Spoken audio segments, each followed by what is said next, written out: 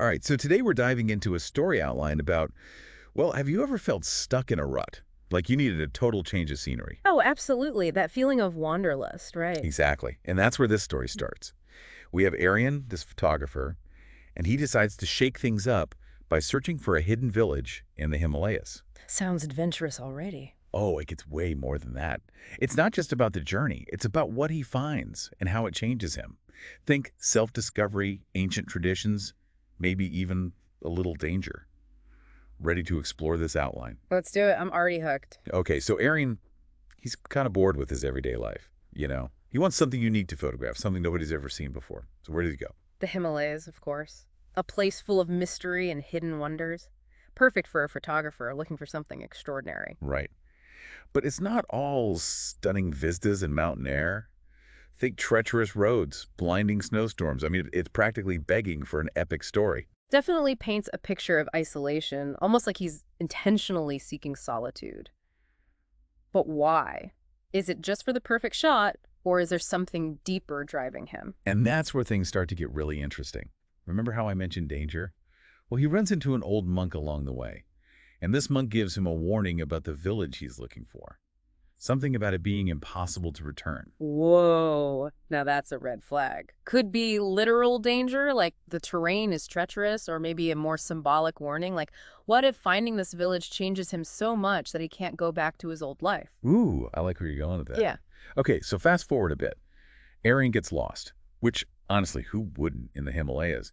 And he stumbles upon this hidden village. And I bet it's not your average village. Not even close. Imagine stepping back in time, wooden houses with these vibrant red roofs, villagers wearing clothes that seem centuries old. It's like they're frozen in time. It's like stumbling into a living museum. And the outline says it's intentional, right? They've chosen to isolate themselves. Yeah, they believe contact with the outside world would disrupt their way of life. And honestly, who can blame them? Look at what progress has done to the rest of the world. It makes you question our definition of progress, doesn't it? Always striving for more, faster, newer. Maybe they figured out a different way to live, one we've forgotten. And get this, the village head warns Aryan that his presence could disrupt the flow of time itself. Wait, disrupt time? How is that even possible? Right, like what does that even mean? It's mind-bending, almost like they experience time differently than we do. We're so obsessed with measuring time, scheduling it, optimizing it. Maybe they've tapped into a more natural rhythm. And speaking of rhythm, this isn't just a philosophical difference. The outline emphasizes that the villagers live in harmony with nature.